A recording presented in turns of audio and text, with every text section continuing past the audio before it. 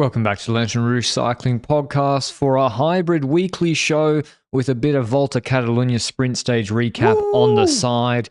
We're going to get through the after effects of Milano-Sanremo, some great quotes coming out. Pogačar's bike wasn't even functional in the final 30 kilometers, as well as there's been a whole host of nice races that have been on. Nokere GP Denain, Milano-Torino.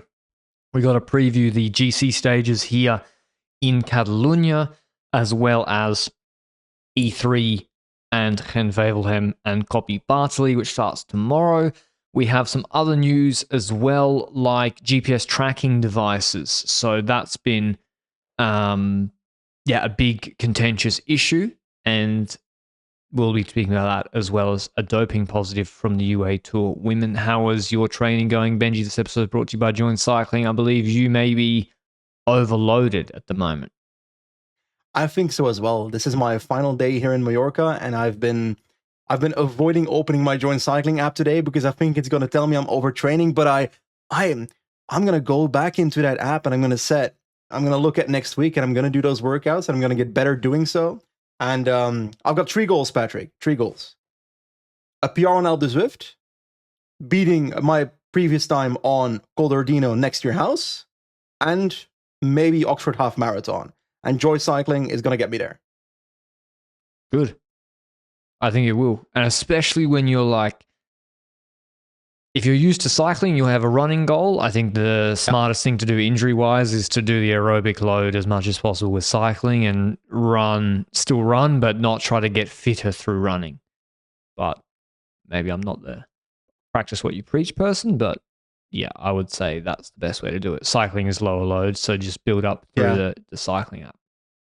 Especially for an overweight person like myself, I need to gradually build that up in the first few months before then getting running and more in it. So I'm focusing on cycling initially for the first couple of months. Then I'll try to walk, hike in between. I've been using the Run with Ren app, which is kind of how do you say, the sister app of Join Cycling? Yeah, it's owned by the same company. It's developed by the same people that develop Join, yeah. And I've enjoyed it so far, so hey, there we go. Cool. Today let's get into Volta Catalunya first. There's a breakaway of our favorite friends, Vistrofa and Liam Slock. I think Liam Slock, again, is he Belgian? No, he's obviously English. And what? He looks English. His name's English. He rides like Luke Rowe. Liam Slock. Sorry, do that again for me? Liam Slock. Anyway, you won't see it on the results, but he's been really, really good to start this season. Like as a rouleau. He's no Donenworth, Patrick. We're not doing this shit. Tom Donenworth's a crazy. There was another one I had that I was like, what? Well, I just changed Dorian Godon's name to Dean Gordon. Yeah, well, you're basically making the problem worse, Patrick. But Liam Slock is in the breakaway. He's really good with Vistrofa, so you got a 2-up break with Lotto plus Uriarte from Kern Pharma, Arigalo Bengoa from Caja Rural, and Sammy Fernandez from Euskaltel. That is, yeah, I can't believe I did that one go. Uriarte, isn't that the dude that won a stage in maybe Andalusia or something? It was like an uphill sprint where he attacked. Seb Berwick was in there. Seb Berwick is in your dreams every day of the week. So no, I had a dream last night. It's crazy. I just did my fantasy draft. It's the LR Discord. What sport? MLB baseball. Then I had a dream that Timo Kielich was a middle relief pitcher for the Mets. And the crazy thing, I don't know what that means. It's the same role he does in cycling, the equivalent in baseball. That's crazy. So he's like the positioning guy. Yeah, like the setup man, demented brain I have. Anyway, it was, Uriarte danced away from an uncooperative group. He's here in a breakaway. We have an uphill finish today. Again, this Volta Catalunya stage was a mirage in that you look at this normally, you think this is a massive bunch sprint. What are we talking about? Yeah. It's not a hard stage.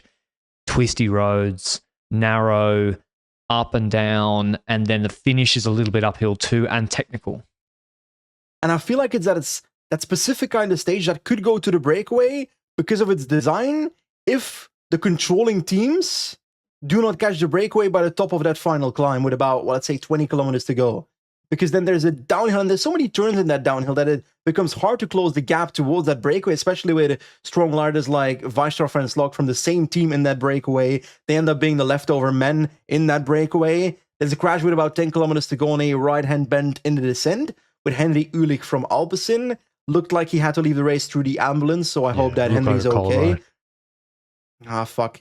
Friend of the podcast, so we are a good finish for him, and he's in good shape. Return. So yeah, sucks for Henry.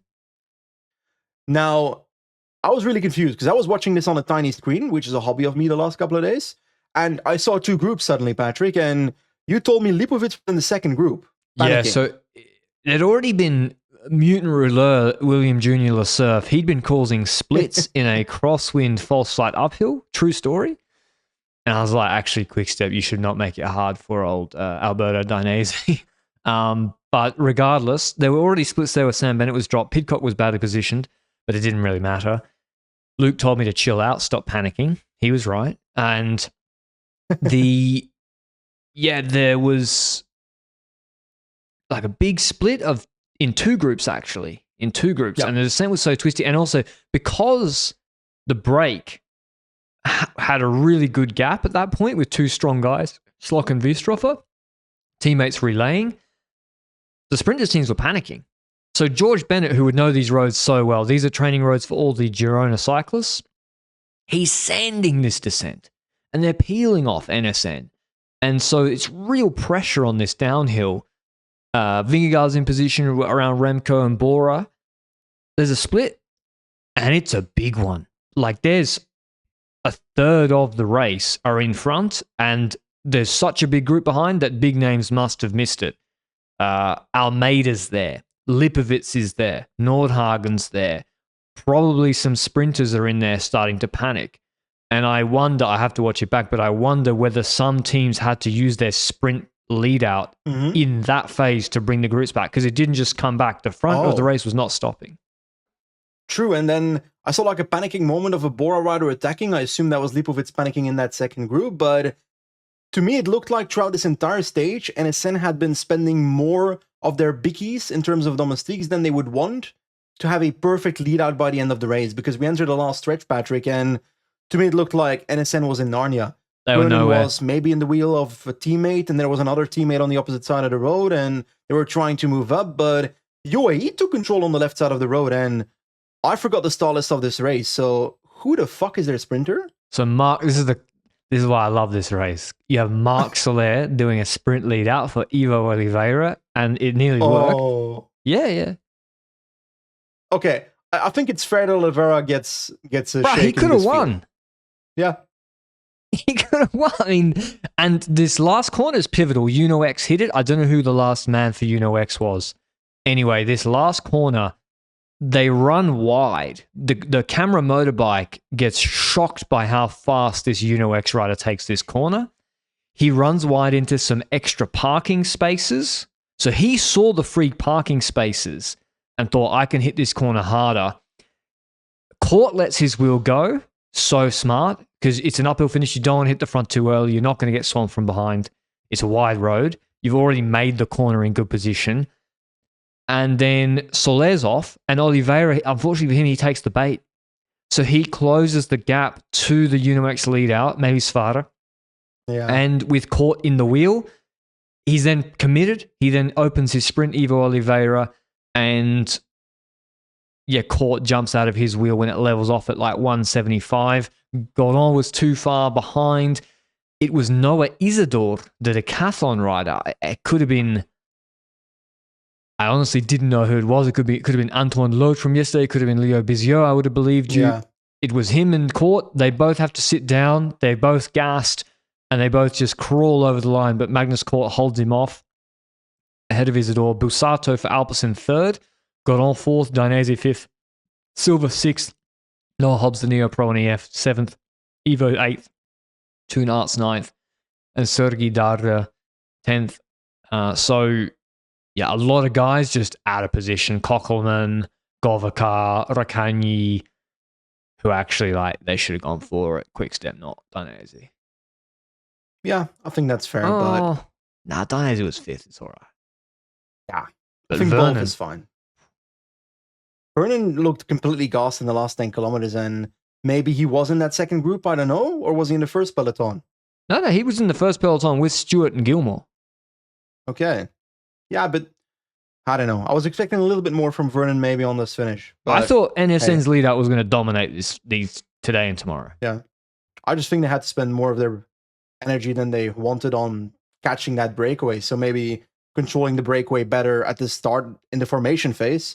So not let two Lotto riders like that in the breakaway. Because you know, in Weisshofer and Slocker in the breakaway, that they're not going to be easy to be dealt with on a stage like this. You know, like they're renowned for this, especially Weisshofer.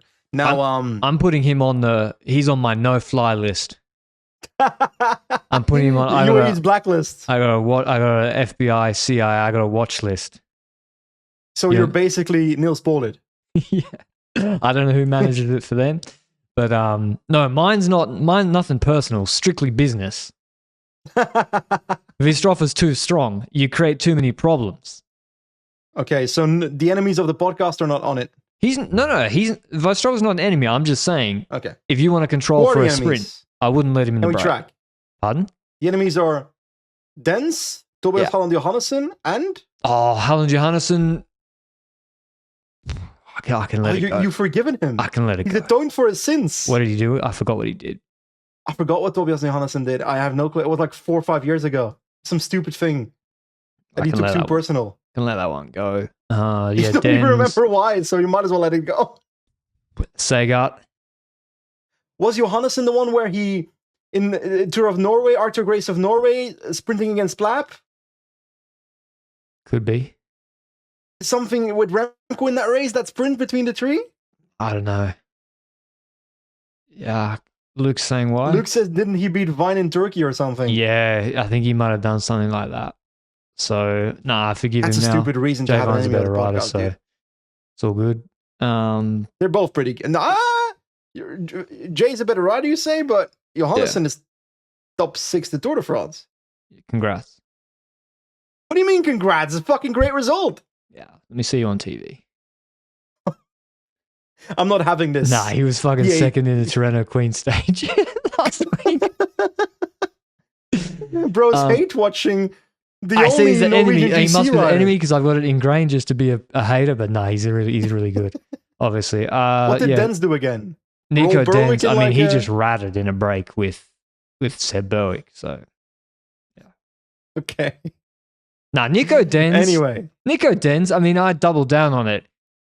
I don't know how the crash happened in Paris-Nice, but for sure, Bora took advantage of the crash in Paris-Nice. And then the next day, or when there was in the crash, he crashed in the neutral. He's like, why are we doing this? It's like, bro, you guys made the whole race from when there was a crash. So okay. Yapping to the side, stage 3 of Catalunya is it's got some climbing in the first 70%, to be honest. 3 categorized climbs, 10 kilometers at 6.6%, 4K at 5%, then 5.7 at 4.2%. That's the last climb on like 40, 50 kilometers of the stage. So the last 30K, 35K is flat. These are not the hardest climbs in the world. I look at this and I see breakaway opportunity / maybe a versatile sprint, but I lean towards breakaway. I mean, Vernon is going to be tough to make it because there will be a strong break. Yeah. And so to catch that strong break, you can't walk the climbs. Derek G. You think in the break? Ineos will control this entire stage for? I don't think that. Yeah. Derek G. go in the break. I think everybody should go in the break. Wing it. Like, are UNOX really going to control, or are they going to put Leknesund in the break? He's got. Yeah. I actually don't know what they'll do. They're going to go on the break with Leknesund and play both cards. That's the rational thing to do. Why not get Kort in the breakaway? Yeah, if he's in that good a shape. Both. Maximum Cockwomble in the break with Germani. Simone Is Gog. that not the second one? No, that's a French name. Maxime de Comble.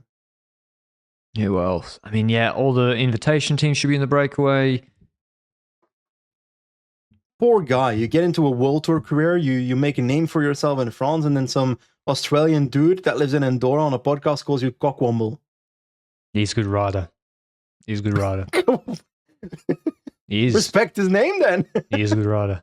I I think this is break. Is this the climb that Plapp dropped everybody on? Is this not the stage design that Carapaz and Higuita went solo? I think it was, to be honest, but I don't see that happening tomorrow. GC is not necessarily set up for that, and I feel like the feeling within the peloton doesn't feel like that. Yeah, I don't see it. I think it's going to be a breakaway W. I don't think Leknessem wins, so I'm going to go with somebody that can. I'm going to go with Henok. Okay, I'll go with Bruno Armirail. Yeah. Okay. Patrick's thinking like, you think that guy's gonna be allowed away from Jonas Vingegaard on this stage? No fucking way, Benji. Love to see it. Send them in the break, Patrick. Come on. Actually, yeah, why not? Let him cook. Okay, that was Catalunya. We'll preview. No, we won't preview the GC stages because we'll do a daily. We had Nokere course last week. It was a pretty decent race. Jasper Philipsen won in an uphill sprint ahead of Jordi Megas and Milano. Milano got a good lead out and then kind of got blocked. He was actually in really good position. Philipsen flashed late. He just snuck through. It was quite an entertaining race, though. Sagat got caught in the last 200 meters, which was a foreshadowing of what he might do in the next day. So, yeah, Philipsen was good. And then Nokere course women. Kopecky won the sprint. Kopecky won the sprint. Gillespie I can't add much more. There were some moves by a AG Insurance rider. Eventually, a group of maybe 25 went to the line, and Kopecky just destroyed everybody. So that was a sign that her form was getting pretty good after a maybe disappointing start to the season, the first two races. But Milano-Sanremo was a double confirmation, I think we can assume, because she ended up winning the race there. So a bit of a Kopecky week, I would say. And about Kopecky, do you think SD-Works might have learned from their mistakes of the past, where Kopecky last year won RVV and then they chose to... Didn't they chose to ride for Wiebes in Paris-Roubaix? I can't remember. They did some weird stuff in Paris-Roubaix. Exactly either. In Roubaix, it was weird where Kopecky was just chained to Wiebes, and I was like... Okay, yeah. But then Kopecky seems a bit hungrier to win herself this year. She's clearly in good shape. So I think Kopecky... She's the Tour of Flanders favourite right now, and Roubaix, she should have a free roll. Can she win 3 of the 4 monuments this season? Yeah, sure. 4 will be difficult. I don't see it in Liège. No, Liège is really hard. 2 years ago, we'd say yes after that UAE Tour performance, remember? I think the climbing level of the peloton has gone up in general. For sure. So it'd be hard. In Bredena Coxeda Classic, we had a sprint. There was not really strong enough crosswinds, so Dylan Groenewegen won a mass group sprint. Pretty magic lead out. I think it was by Reinders. He went, perfect timing. 680 UCI points, I think, already for Groenewegen this year. So my take before the season was that I saw Matthias Kopecky as maybe a better transfer than Groenewegen because of the financial reasoning behind it. I think Groenewegen is, I won't say proving us wrong yet, because it's still a 7-figure contract, but he's certainly looking pretty good so far. 700 UCI points plus 3 victories already. In some bigger races, you'd hope that he can also score. Then it'd definitely be worth the transfer, but he did I think always it's not a terrible win, move so far. What's sorry? Even when he did always win multiple races every year. Yeah. But last year was bad. Still won 3. Yep, exactly. Anyway, then GP Denain. We watched it together. I don't remember when. Was it at 5 in the evening in a Swedish hotel lobby? And basically we saw a 2-man group riding away in the last, what can I say, 40-ish kilometers. It was Persnat Hagenes and Alex Segaard. Yep. And to be clear, Segaard, like you said, had already had a sad loss at Nokere Koerse the day before. But very strong. This time, Persnat Hagenes attacked him on the cobble section. There was a gap between them for so long, 8 to 10 kilometers, a gap of 10, 20 meters. I've never seen max. anything like this before. It was entertaining, that for sure. But they were so close together. And then Segaard decided to hold Hagenes ahead of him.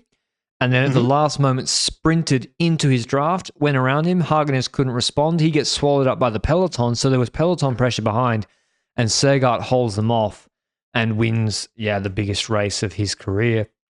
And the third race of his career, even. I think Denain is bigger than a Renewy stage, frankly. Yeah. And ahead of Milan Manton, who just led the group over in the sprint for second, Turgis third. So Segart in very, very good shape. He is, as always, the winner of GP Denain immediately goes on to Paris-Roubaix breakaway watch. And it's like, exactly. They should be going in the breakaway and they can get themselves a nice result. Especially Segart, because his positioning is not great. Like, I had an interview with Belgian media earlier about E3. Even in a race like E3, Segart should try to go in the breakaway because on the time bet, he will be in Narnia. Yeah. And also if the big guns go, he will never be able to follow anyway. So he's not that type of rider. So breakaway watch is always the case for Segart. It's also where he gets these results in the first place, by getting away, anticipating, and so forth. And what do we judge on Ferdinand Hagen's side? Because when I look at that move and you see him riding 8 to 10 meters in front of Alex Segart for 10 kilometers, then at some point he should realize that it's not working, but also his DS should have stepped in. But the question then is, if, hypothetically, Ferdinand Hagen sits up from that position and goes back to Segart, do you reckon Segart goes straight back to relaying with him, or is that like a moment of like, bro, you just attacked me, bro? Or because there was pressure from behind, you know? There's peloton pressure from behind. So the reason the Segart trying to keep him behind and drop him, the reason it's wrong, mostly, is because Strand Hagenes was not going to make the finish alone. Yeah. He needed Segart to get to the finish, and also Segart can't sprint. Yeah. So, he had no need to drop him. Plus, Segart was the person who could help him get to the finish ahead of a peloton that was coming quite close behind. So, he had to wait. And even when it seems like, I've done it for 3, you just, it's never too late to wait. But Segart played a really smart too, letting him dangle. But nice. Great stage. It was actually very entertaining final. But Strand Hagenes messed it up in the final. Okay. I'll let you do Milano-Torino because I only saw the highlights. Quite entertaining race again. I liked Bora's plan here. They did a really nice race, I think, until the last 2Ks. So Bora lit up with Fisher Black the first rep of Torino. It's 2 by 12 minutes at really steep, 9%, with a valley in between. It's really easy beforehand.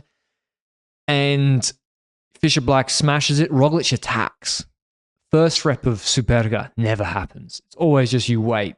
He attacks, brings with him the other favourites, Kian, former enemy Helen Johannesson, Pidcock, maybe Cepeda, maybe not Storer, and Jan Christen indeed. Yes, Jan Christen definitely was there. He was isolated, poor guy. And Jan Christen, this team doesn't work for Jan Christen. Born too late to be part of the Ulysses Hirschi Covey 2023 Hill squad. Mate, imagine Jan Christen on Astana. Oh, unstoppable. Jan Christen. My weekly defend Jan Christen. I read an article. Not again. I read an article that he refused to go to hospital or refuse surgery in Sanremo until he waited to congratulate Pogačar at the finish in person. That's very nice. That is actually very nice. Respect Jan Christen. Anyway. Okay. Great move from Bora. They stop in the valley. Adrien Boissy on Bora. The Neo Pro races past. Panic from the other favourites. Panic. Kian's trying to chase him. UNOX trying to chase him. On the flat. So it's really costing them a lot. So it was a perfect move from Bora. And it takes a long time for the second group to come back. And then eventually, they should never have chased him. They should just have waited 25, 30 seconds to let their domestiques come back. But anyway, they don't, so it's a great move. Pellizzari, then they get to the final climb. Roglic has invested a lot. Pidcock's played it a bit cool, but he had to close a few moves. And then Nathaniel Tesfazion starts shredding. The first half, he does the whole first half of the last Superga on the front, shreds the group. We got then Jefferson Cepeda plus his cousin there for EF and Movistar. They're pacing on the front. Kian's looking like he wants to do something, and he attacks really, really early. Roglic is in the wheel, Pidcock's in the wheel. Pellizzari's getting dropped, actually. Pellizzari not a good day for him. And then a group where he brings back Seb Berwick and Fortunato and Fancellu. Then Roglic attacks with 1.5 Ks to go. Very strange. Because it was setting up for the Rogler sprint, where it's like he can just wait for 500 meters, 300 meters. And Pellizzari was behind. The last time we saw that Catalunya last year against Ayuso? Yeah. He still got the turbo. Is that the Giro he didn't it? No. But even Emilia, he was still like... Anyway, he paces kind of weird. They're all in the wheel. Pidcock's cruising, and then Pidcock says, enough of this nonsense. He just drops everybody. It was a foreshadowing of his shape in Sanremo, and he really did it on without hitting top gear. So Pidcock wins ahead of Johannesson second. He was also third last year when it was Del Toro and Tullett. Yep. Roglic third, Pellizzari fourth, Kian fifth, Cepeda on EF sixth, Berwick seventh, Fortunato eighth, Fancellu Stora. Quite an entertaining race. Denain and Torino are very good. Medical bulletin, Benji. What's the news with Deborah Silvestri, who crashed over the barrier in Sanremo Donna? So she was the one basically that crashed over the barrier, looked severe, and we reported already in the Milano-Sanremo podcast that it was not looking horrible, as in she was brought to the hospital in a conscious and responsive state, which is good news in the first place. But there's now more information from the Laboral Cuccia Twitter account is where I got it, to be honest. And it says, and I quote, shows favorable clinical evolution, still requires respiratory support after severe chest trauma, and is staying in the hospital a few more days. So it is still a severe injury. She's going to stay in the hospital a few more days, but I'm happy it's not worse, and I hope that she recovers quickly. Yeah, that's a good outcome for what it could have been. Now, next to human, we also have a bike that was injured. Oh, but that's how I crashed, by the way, when I broke my back. Really? Yeah. And it's like also in like a I dip flipped down. over a guardrail and hit a concrete embankment like that on my bang. And that's why you're now shorter. Yeah, I lost a centimeter from the burst fracture by T12. But yeah, I'm glad she's doing better. It was Is scary. that true or an excuse? Pardon? Is that true or an excuse? No, I legit lost 1 centimeter of height. Not a joke. So you were taller. Yeah, I was taller, so still not exactly making the first basketball team, but yeah, I was a bit taller. Crazy story. Yeah. Anyway, I'm happy to see that we're getting updates and that mainly that she's going forward in her state. Now, there was also an injured bicycle in Milano-Sanremo. Pogačar's bike, when he crashed, we just assumed the bike was fine when he was racing. Maybe the handlebars looked a bit odd at a certain point, if I recall correctly, but his mechanic, Bostian Kavchnik, that's my assumption of pronunciation, revealed that, and I quote, only after the finish did we realize that Tadej had ridden the final on a cracked frame, which I don't need to tell you that is dangerous. Hey, the rear fork was damaged. Finish the quote first. Okay. The rear fork was damaged, but fortunately it held together. Had Tadej known the true condition of the bike, he would never have descended so aggressively as even attacked on the descent when he tried to push Tom Pidcock to the limit. Go ahead. Firstly, Pogačar didn't give a fuck. He had to win that race. Oh, I see a hairline fracture in my bike. Sorry, don't have time. I got to do the Poggio record, bruh. Downhill. I think so too, but I think it's good that they say it like this for PR purposes. Yeah, I know, but Pog was all in. He was like all in. Yeah. And because he said he didn't want to do the race again. Secondly, Big Bike has been selling us a lie, Benji. I mean, I've now seen a man do 25 watts per kilo for 10 minutes on Cipressa, drop everyone on the descent, ride the valley, then do Poggio 1,000,000 watts per kilo, drop Van der Poel, then do the Poggio descent with no brakes, sprinting every corner on a cracked frame. How many cracked frames have been wasted? Yeah, like 2 years ago, after I came back from, I think, Paris-Roubaix Sportive, my bike in my bike box had a dent in its rear seat skewer, like the thing at the back. I don't know if that's the correct naming for it, but it was a complete write-off according to the mechanic. So I wonder, did I kill my baby for no reason? Now, on a serious note, if you got an actual fracture in your frame or something, go to a professional, make sure you're safe. We're not giving advice that you should be riding on cracked frames. Just put some super glue in it. It'll be right. Duct tape. Dude, no one listens to this pod. They're not pushing. What watts they pushing? 1500 watts for 50 seconds, Patrick. Yeah, true. It is a cool story though, and it does underline on a serious note. Like Pogačar he got lucky. You can say he's a superhuman. He's the strongest. Don't get me wrong. He deserved to win Sanremo. He is not such a superhuman that he has control over whether the bike has a flat as he's crashing. I don't believe. It's kind of then in God's hands as he's falling to the ground. What happens to the bike? I refuse to call it, in the sense, lucky, because the way he won Sanremo is by brute forcing it for multiple years in a row. At that point, I feel like you're kind of forcing your luck. Is that fair? No. I mean, he's lucky that as he's going to there's a range of outcomes as he enters horizontal. Yeah. And one of those outcomes is having a mechanical, and he didn't. Yeah. And that's a bit lucky. That's fair. But can I say one more thing about Milano-Sanremo? I think Pogačar's celebration at Milano-Sanremo might have been his more emotionally captivating celebrations of his career, like most intense celebrations, because it felt so raw and human. It felt like relief. It felt like a catharsis. And to me, that's... How important do you think that victory was in the career of Tadej Pogačar? Because I was thinking through his performance. Of course, Blanche de Belfield was big. 2024 Tour was big. Milano-Sanremo is massive because it's the key to unlocking the five monument victories. Or do we say that the most important moment in his career was his capitulation on Col de la Loze to make this happen in the first place? I think he knows that this was the hardest to win because of the randomness factor to it, because it's possible for others to follow him, because it's a flat finish, and because Sagan never won it. And it's the hardest monument to win when you are the strongest. You can turn up to Lombardia. I mean, the day before Lombardia, he knows what's going to happen. There's no concern. But this race, you can listen to the podcast and we'll script it for him. Yeah. I think we scripted Lombardia 3 years in a row. Yeah, so I think he knew that like a lot of work had gone into it, that it wasn't a guarantee he'd win, that things had gone badly for him in the race, and he still managed to win. That was why you saw that outburst.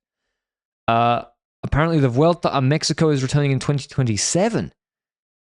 The brand new Mexican Federation, is this allowed? Like, yes, because the other Mexican Federation got suspended by the UCI, right? Correct. In 2021, we reported, well, we didn't report it ourselves. We broke the news. Commentated on the reports, I think by Cycling News back in the day, that the Mexican Cycling Federation was banned. I don't remember what the reasoning was, genuinely, whether it was corruption or doping or anything like that. I don't remember the exact reason.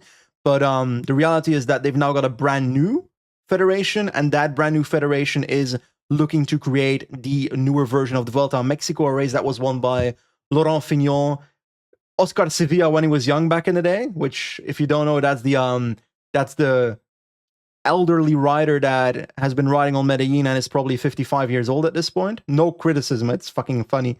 But and then Raúl Alcalá, which was basically it's a bad example, bad comparison, but he was the previous Ase del Toro for that country. He was the previous Mexican star for Mexico, obviously. And I think he might have won did he win a Vuelta Tour de France stage, Raúl Alcalá? I'm going to let you look it up while I yap. Raúl Alcalá, Raul. Won 2 tour stages in back-to-back years. Whew. I knew he did something. So that race, the Vuelta a Mexico, could return in the January slot, which I love so much, Patrick. I love that. Can I be honest? We have criticized San Juan's sprint dangers, etc. in the last edition, but I miss Vuelta San Juan. Yeah, I miss San Juan. Alto de la Colorado, fucking nuclear Lopez. Yeah, I'm not saying it's not dangerous, but I watched it. And it was, for Europeans, it was like in the evening, which is a nice timing to watch races. Is that how it is for Australians for European, or is it too late in Australia? Like, Okay. San Juan's a national race now. It's not a UCI like professional race. So it'd be cool to see. Yeah, we should have professional races in South America or Central America. And US? And more in the US, more in Canada. But yeah, Central America and South America doesn't have enough. And there's big right. I mean, yes, Colombia, there's races, but they're not. They used to be more well attended by the world teams. Used to have EF Sky at them all the time. So hopefully, if the Vuelta of Mexico, if it gets UAE and Del Toro, then maybe it gets more teams. Before we get to the next topic, I want to give a small shout out to this article. It's from Escape Collective that brought this out, this Vuelta of Mexico news, and I think they just signed Dan Chales, which that dude was known as Global Peloton on Twitter, and his 2 articles so far is what we mentioned in the last podcast, the India franchise league and this Vuelta of Mexico thing. Like, he's kicking it off, and I've been loving his work in the last couple of weeks, so I wanted to bring some attention to that. But Patrick, let's talk about it. GPS tracking devices to become mandatory as La Passion warns, and I quote, UCI will have no option but to enforce the technology if teams refuse to collaborate. Now, this has had multiple elements. I feel like we can talk about this topic, I think, for half an hour, but to discuss it in a relative quick fashion, there was a test that they did at the Women's Tour de Romandie, if I recall, last year, where the test actually did not happen, and that was in a time trial, if I recall correctly, where the teams and the UCI could not agree on the usage of it due to multiple reasons. Some team managers were speaking about the fact that it was because they had to self-select the riders as a team, and that was their, in my opinion, cop-out, while other team managers were speaking about the ownership and commercialization of the rides being in the hands of the UCI, and therefore not necessarily in the hands of the teams, and the teams would like some control over that. And then on the other end, the UCI wanted their specific system to be implemented and not necessarily for example, the Velon system that already exists. For the people that don't know, Velon is like an organization made from multiple teams in the peloton, and they had their own GPS tracking device that I think we've seen used for even their cameras and so forth, I think, are within that same system. But like the on the bike camera stuff is also by Velon. I think over half the teams were using the Velon GPS tracking device in Sanremo on the weekend. Now, my opinion is that both the UCI and the teams were at fault during that time because they were both fighting over control and commercialization of it instead of thinking about the bigger picture, which was rider safety. I don't think I need to repeat that a rider died in Zurich and her life might have been saved if it was for GPS tracking. That investigation, I've seen no update in a very long time. I think I saw an article somewhere that the parents were still waiting for answers. And that saddens me completely. And it shocks me that the sport has taken so long to bring this in. Now, I'm happy it looks like it's being enforced. And it looks to me like the UCI have backstepped a little bit on the ownership and commercialization so that teams can use whatever system they want. Yeah, so teams use, I think, whatever radio provider they want. Yeah. And so this appears to be a step in the right direction because the UCI says teams, it will be mandatory to have a GPS tracking system at a certain level of races. I think that's probably a good thing for safety. But the provider can be the choice of the teams. And it is also, it's the team's data, their riders. So that appears to be a step in the right direction. And then, the teams have a stake in Velon and teams are using it already in Torino and Sanremo through Velon. So we'll see then the UCI still has to accept that system because the UCI says it still, I think, maintains the overview of defines the specifications and protocols for the use of such systems. So I think that's fair. That it's like a standardized method of working. I think that's okay as long as they don't necessarily but anti-Velon it. Yeah, because then it would be bad. Exactly. Or I saw Neve Fisher-Black Strava at the start from Apennino. They're still measuring Neve Fisher-Black's bars before the 1.1 Apennino race. Like, what are we doing? But that's Like- also defining rules and specifications. Yeah, but I think every person I've spoken to UCI safety manager in the last week, and yeah, they exist, by the way, Patrick. Did you believe that sentence I just said? I spoke to a UCI safety manager. I was shocked by the reality of that, and even he agreed with me that it should have been a proportionate ruling instead of the way it is, a blanket measurement for all riders. Because smaller riders like Neve Bradbury, it's shocking that they would have the same handlebar width as hypothetically Thibaut Don Pinot. Hole. Yeah, But why Thibaut Pinot? because he had the widest ones possible. Custom wide Didn't one. Nibali also have like wide ones? Yeah. I do think this is a step in the right direction in that it's like, okay, we got to get this over the line. There's already a system that's being used by the teams and in place. It's possible for that system to be used. The UCI still obviously wants to maintain like an overview of it. We'll see where it goes. But I would expect by season 2027 in World Tour races that GPS tracking is mandatory, and there's systems being used by all the teams, and probably most of them will use the Vellum one. Yeah, I think it's a great step in a good direction, but I also want to highlight that this is just one of the things that I'd like to see the UCI implement or develop or improve about the sport. It's still shocking to me that there's no rotational head movement specifications for helmets. It still shocks me that there's no Redis screening or some kind of system to try and campaign or something against eating disorder issues within the sport. I could name a list of 100 things at this point, but it's one step in a good direction. I shouldn't criticize them for doing what they're doing. It's just taken too long. Other news is that Linda Laporta tested positive for Osterine in Is that the... family? Pardon? No, Is it family of Christophe? it's a different surname. Linda Laporta? Yeah. I think there's a baseball player called Laporta. No, tight end for Detroit. And Maybe not the best context to connect two riders together, I'm afraid. so I don't think she has not requested her B sample yet. Last time I checked, she obviously has the right to do that, but it's called enobosarm, or SARM. It's popular in the bodybuilding community, but it's also known as formerly as Osterine. But it's it's like an androgen receptor that increases like muscle mass without the side effects of steroids, and is not approved for human use. So it's banned. And she took it. Yeah. Well, she tested positive for it, rather. I'll be completely honest, when I saw the title, I read Linda Laporta tests positive for SRAM at UAE Tour Women. I was very confused. But it's SARM, it's an anti-doping violation product. So, not surprising. It's also in a high-stakes race. She didn't like win or anything. She was like 50th or something. But interesting part of this, the reason I think, because this is not a big rider, it did say this was from intelligence-led testing. So this was not like a random test. Because as Benji says, she wasn't getting tested after races because she was on the podium.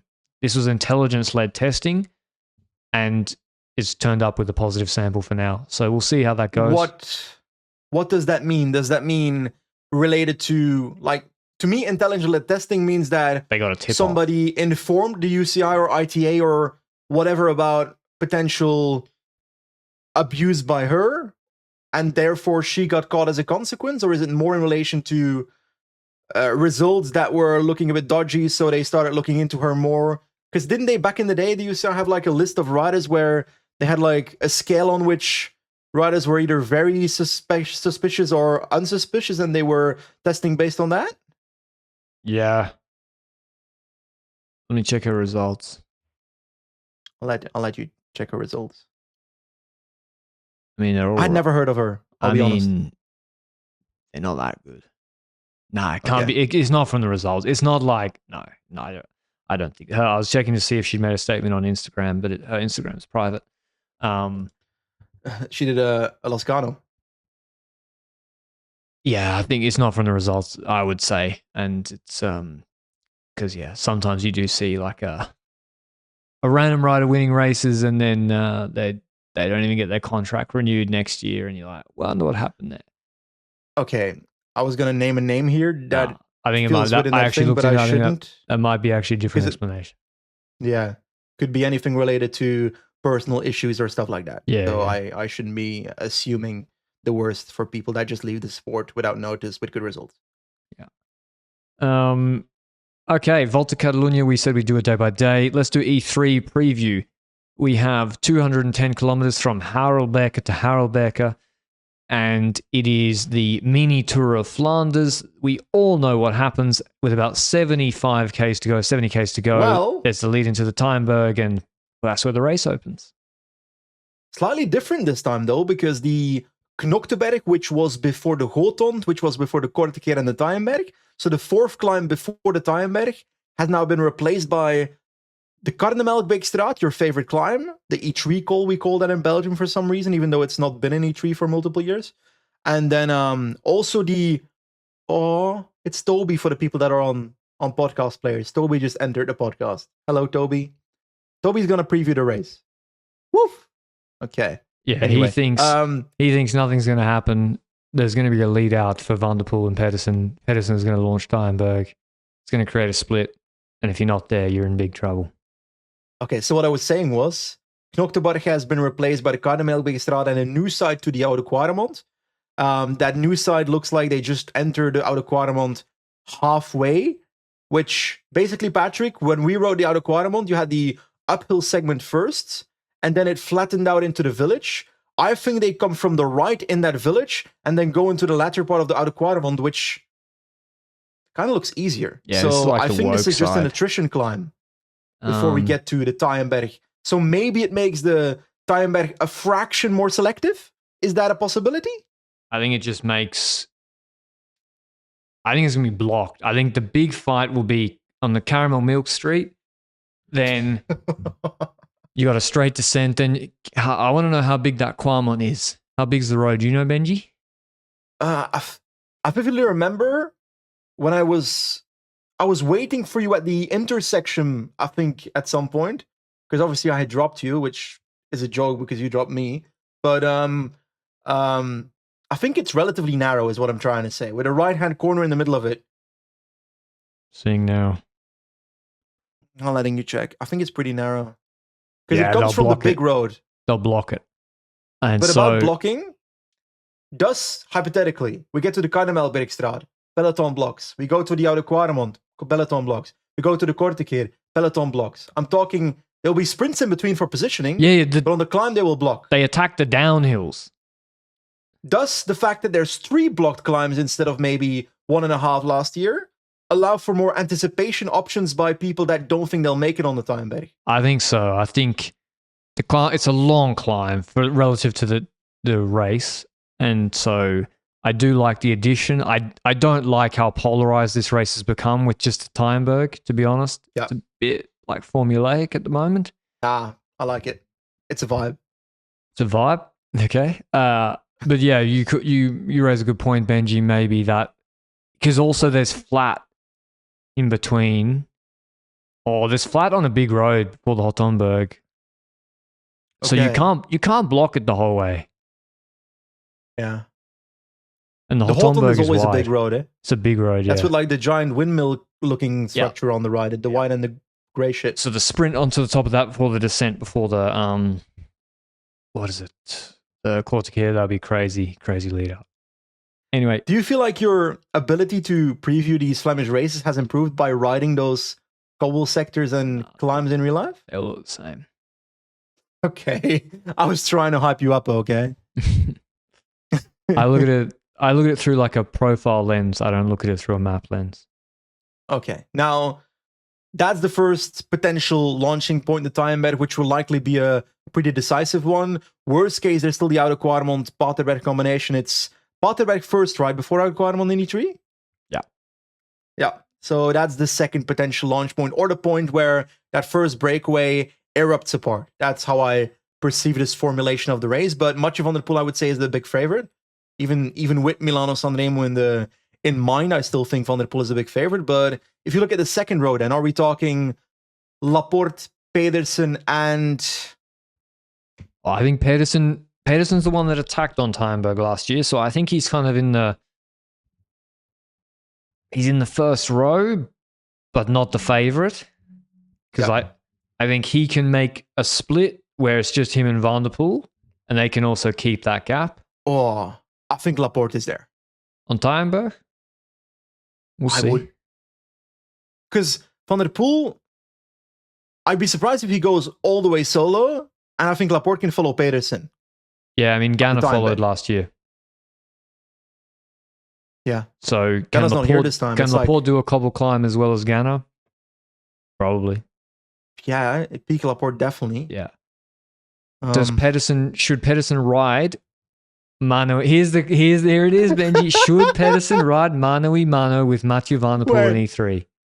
Patrick. Pedersen will have rewatched Milano-Sanremo and is gonna think, oh, Van der Poel cracked on the Poggio after relaying with his group, so I can beat him if I relay with him. And that's why Pedersen will relay with Mathieu Van der Poel, despite what happened last year. I'm telling you.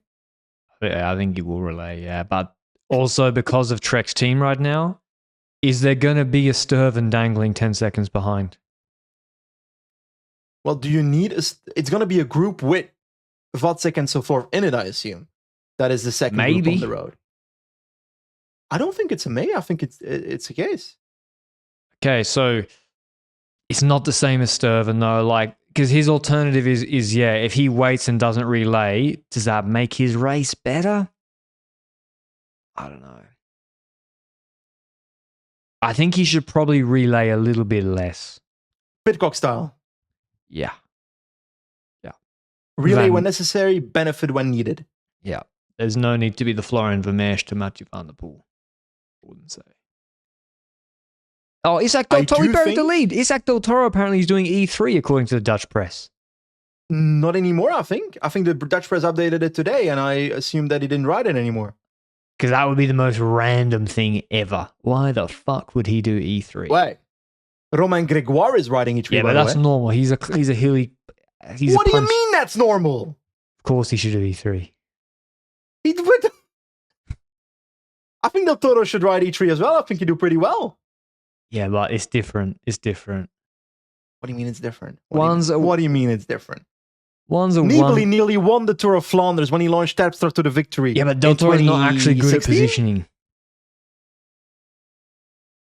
You don't need to position if you I think sending Del Toro to E3 is the time back. It's asking for trouble. It's unnecessary. Yeah, it's asking for trouble. Especially if he rides the Ardennes. He is. He's the leader in the Ardennes. Yeah.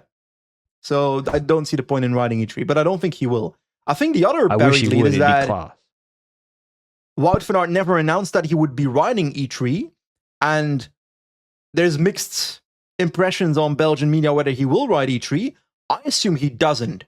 And if we assume that he doesn't, I'm really sad about that because I think Wout van Aert can compete for the victory in E3. I understand that he's doing Gent-Wevelgem with Brennan, and I think that makes their case for Visma in Gent-Wevelgem better as a team, but I think Wout should be riding E3. He's won the race twice before, but I see what you mean. Look at the chat, Patrick.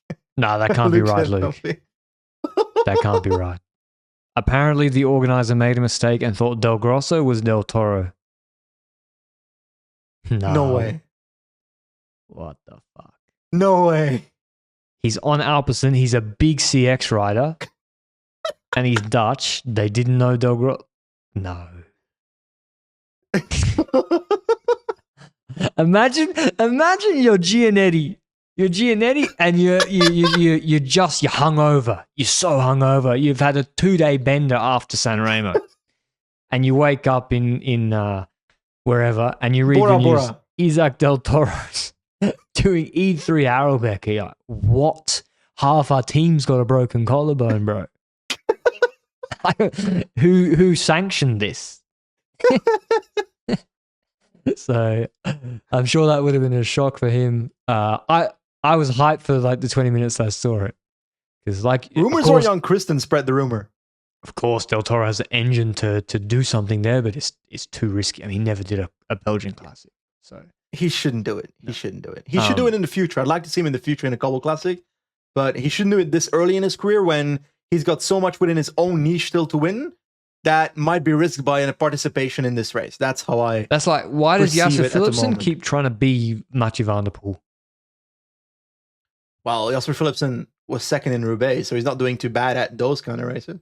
Yeah, no, but I mean the way he races in other classics, In Kuurne. he's trying to be Van der Poel.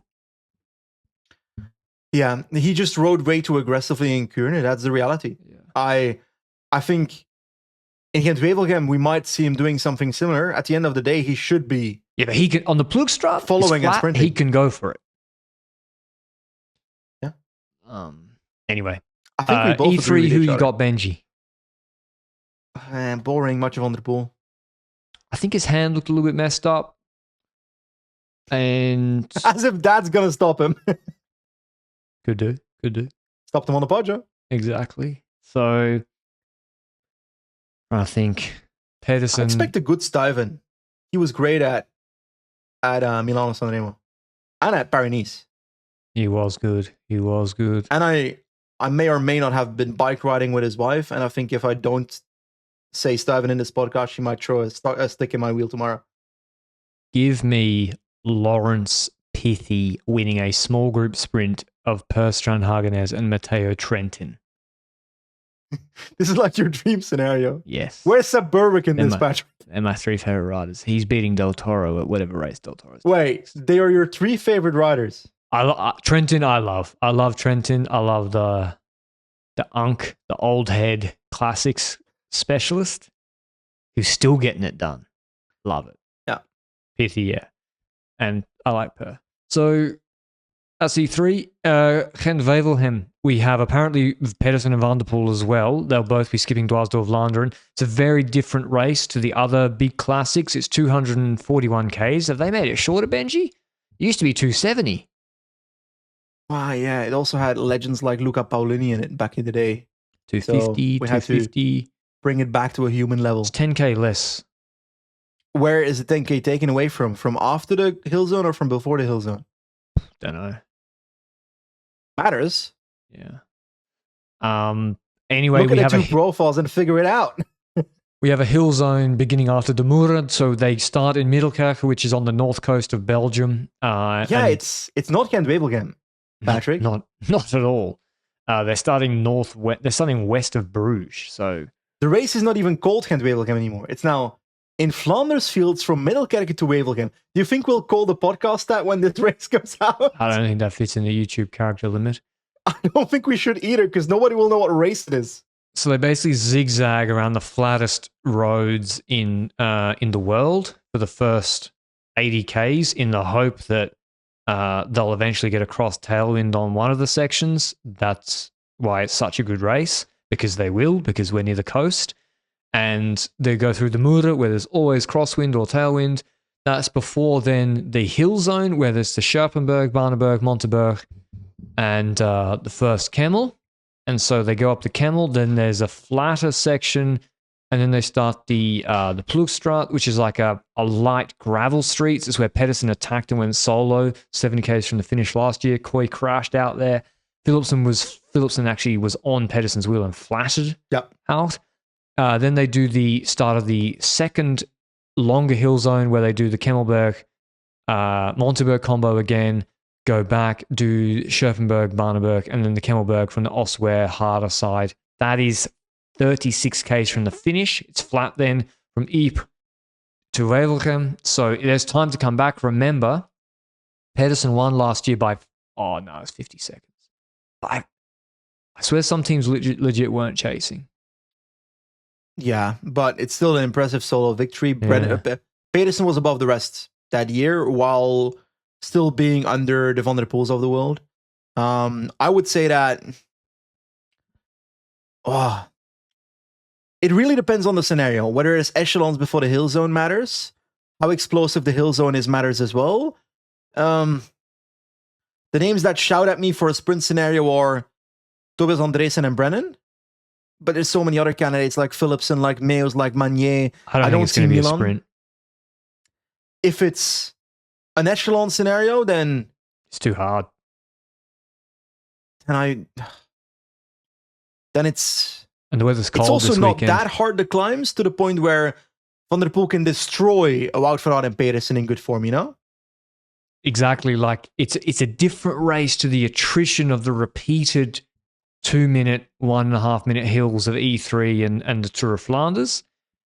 So it's like Pedersen is dominant on the camel. I mean, he's won the race twice in a row. Yeah. He straight up rinsed Van der Poel on the camel. Wow. 2 years. He was cooking Van der him. Poel rinsed himself as well before. Oh, they rolled him. Wait, who'd they roll him with? Milan. Milan and That was class. another rider. That Was it Vodsik? No. That was really good Andersen? from Trek. Yeah, maybe Krach. No, he wasn't on Trek. He was on Alpecin. But Van der Poel was doing something stupid that we pointed out in the podcast. I don't remember what. He was chasing Milan full gas, 1v1, like 50 Ks from the finish, 60 Ks from Instead the finish. of waiting for the group behind. With Pedersen in the wheel, with his Urukai behind. His Urukai behind. Always wait. So Always wait on the Urukai. Never. But yeah, Pedersen Let them behind. just straight up destroyed him in that edition. So he's the favourite. I saw enough from Pedersen and Sanremo. I saw enough. Yeah. But to win, Their team is it weaker. could be Van der Poel and Van Aert as well, you know? No Schoins, Vatsek's okay shape.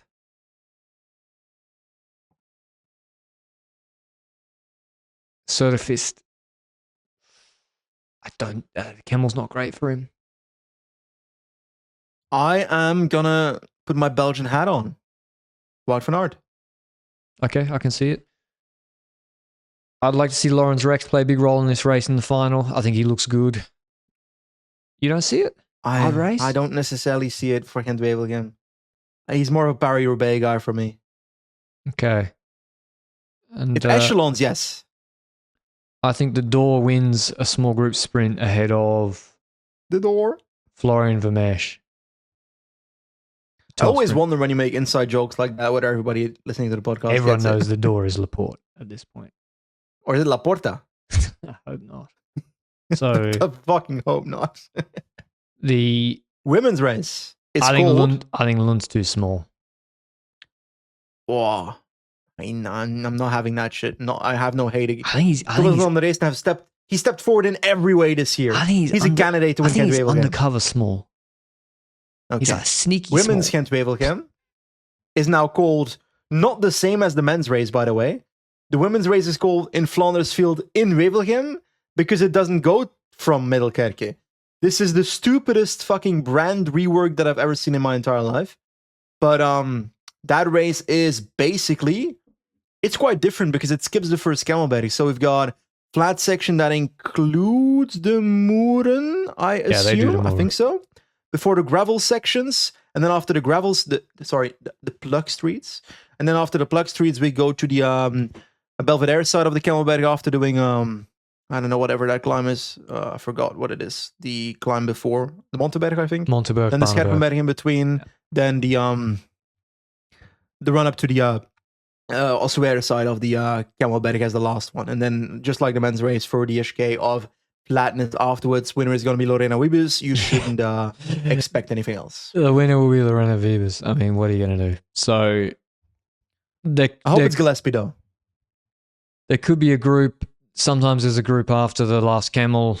They don't get organized enough. Kopecky will be in the group because she's so good right now. She doesn't have to pull in the group.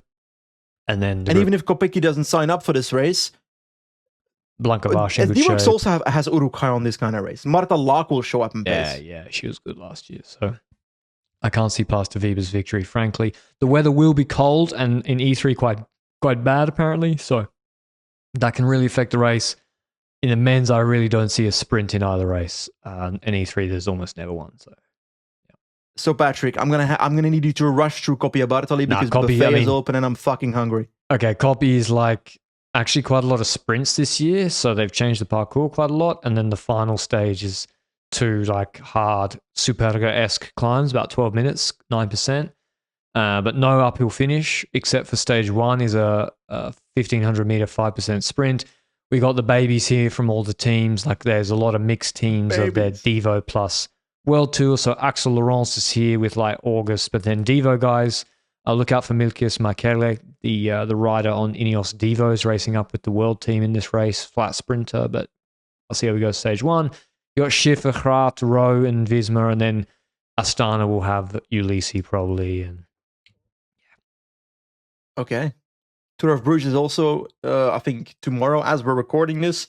Women's race is going to be won by Lorena Wiebes, and the men's race, I actually have no clue what the start list is, if I'm being honest. Philipsen is there.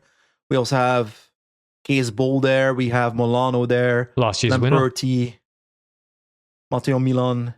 It's different though, because this time the finish is also in Brugge, not the Ponne anymore, because they realized the Ponne is dangerous, which is something that every human with eyes could have seen 17 years ago. There was 5 crashes in 4Ks in the final last year. Yeah. To be honest, I look at the start list and I see Groenewegen's there, Janier there. You know who looks... Groenewegen looks legit fast. Yeah. I do think Philipsen wins. I don't think so. I'm not impressed by his lead out. And no, I don't see it. Is Milan here? No. Yes. Matteo Milan. Yeah, true. Good point. Yeah, give me Groenewegen. Come on, pick a rider. I want to go. Give me Groenewegen again with Hofstede podium. All right, let Benji go to dinner. He's bonking. Thanks for listening as always. We're back with Catalunya, stage 3 tomorrow. Ciao, ciao, ciao, ciao, ciao.